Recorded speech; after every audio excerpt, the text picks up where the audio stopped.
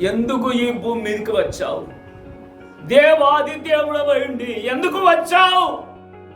దేవాది దేవుడవై ఉండి ఎందుకు గాయపరచబడ్డావు?